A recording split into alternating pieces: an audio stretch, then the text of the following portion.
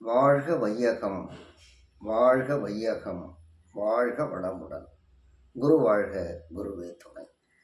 அருட்பேராற்றல் கருணையினால் இயற்கை யோகா மையம் இன்று உலகிற்கு சிறுவர்களுக்கான விளையாட்டு என்ற வேதாத்திரியத்தின் 14இல் ஒன்றான கொள்கையை பற்றிய கவிதையை உலகிற்கு வழங்க உள்ளது. இந்த கவிதை என்னன்னா, சிறுவர்களுக்கு பொதுவாக இயல்பாகவே சீரக்கூடிய ஒரு தன்மை. சீரல் என்றால் அது கோபத்தை குறிக்கும். சினுங்கல் என்றால் மந்தத்தன்மையை குறிக்கும், சோம்பலை குறிக்கும். இயல்பாக குழந்தைங்க இந்த தன்மை கொண்டு இருக்கும்.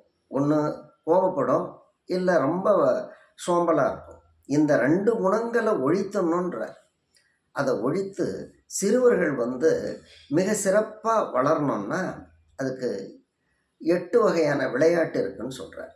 அந்த 8 வகையான விளையாட்டு என்னன்னா, ஏறுதல், குதித்தல், வளைதல், நீந்துதல், ஓடுதல், எரிதல், பளு தூக்கல், தாண்டல் வகைன்னு சொல்கிறார். இந்த 8 வகை விளையாட்டை 8 கோணங்களில் நாம் பயிற்சி எடுத்துக்கணுங்கிறார். அந்த 8 கோணங்கள்னு சொல்லும்பொழுது தான் அங்கே யோகாசனம் மறைந்திருக்கிறது.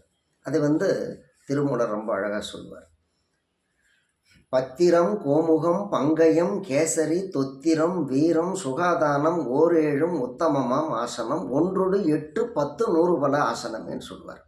அந்த 7 ஆசனங்கள் ப்ளஸ் நம்மளுடைய உடம்பு சேர்த்து 8. அந்த 1 8 10 100 பல ஆசனமே அப்படின்னு திருமந்திரம் சொல்லுது. இதை தான் மகரிஷி வகை விளையாட்டாக சுருக்கி சொல்லியிருக்கார். ஏறுதல், குதித்தல், வளைதல், நீந்துதல், எரிதல், ஓடுதல், பளுதூக்கல், தாண்டல். இப்படி இந்த 8 வகையான விளையாட்டை எண்கோணத்தில் பழகி கொண்டா என்ன லாபம், அட்வான்டேஜ் என்னன்றத அவருடைய கவிதை வரையிலேயே சொல்லுவார். பண்பு, ஒற்றுமை, பரந்த மனப்பான்மை, ஒழுக்கம்,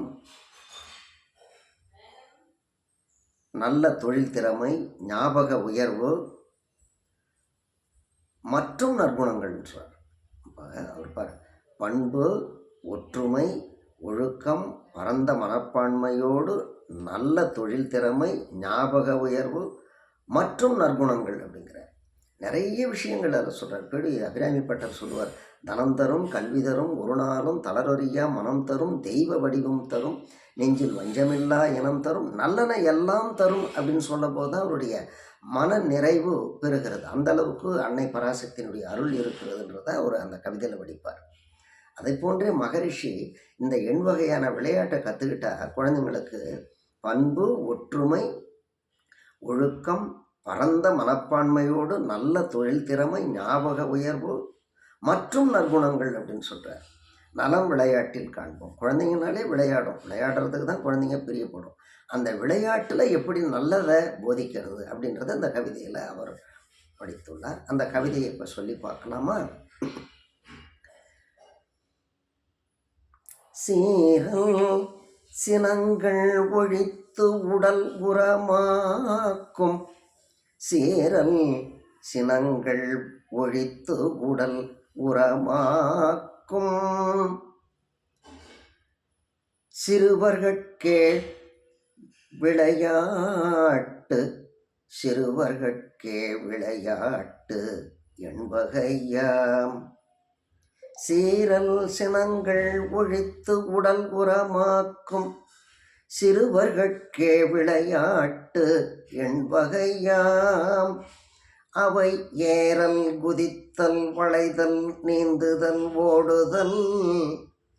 அவை ஏறல், குதித்தல், வளைதல், நீந்துதல், ஓடுதல், எரிதல், பளு தூக்கல், தாண்டல் என மொழிவோம். மீறல் இன்றி பல்கோணத்தில் பழகி கொண்டால், மீறல் இன்றி பல்கோணத்தில் பழகி கொண்டால், பண்பு, ஒற்றுமை, ஒழுக்கம், பண்பு ஒற்றுமை ஒழுக்கம் பரந்த மனப்பான்மையோடு நல்ல தொழில் திறமை ஞாபக உயர்வு மற்றும் நற்குணங்கள் உண்டாகும். பண்பு ஒற்றுமை ஒழுக்கம் பரந்த மனப்பான்மையோடு நல்ல தொழில் திறமை ஞாபக உயர்வு மற்றும் நற்குணங்கள் உண்டாகும். நலம் விளையாட்டில் காண்போம், நலம் விளையாட்டில் காண்போம். நம்ம ஒருத்தர் பார்த்தோம்னா நலமா அப்படின்னு கேட்போம். அந்த நலம் விளையாட்டில் காண்போம். குழந்தைகளுக்கு பிரியமானது எதுன்னா விளையாட்டு தான்.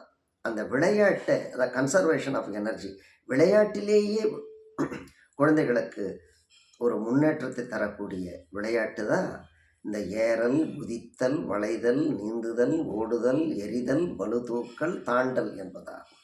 இவை யோக ஆசனங்களோடு பொருத்தி 1 10 100 பல ஆசனம் சொன்னால, பத்திரம் கோமுகம் பங்கயம் கேசரி தொத்திரம் வீரம் சுகாதானம் ஓரேழும் உத்தமமம் ஆசனம் 1 8 10 100 பல ஆசனமே.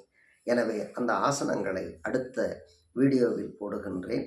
இந்த 8 விளையாட்டுகளையும் குழந்தைகள் கற்று நாட்டிற்கு தொண்டாற்றி இன்பம் பெறுவோம். வாழ்க வையகம், வாழ்க வையகம், வாழ்க வளமுடன்.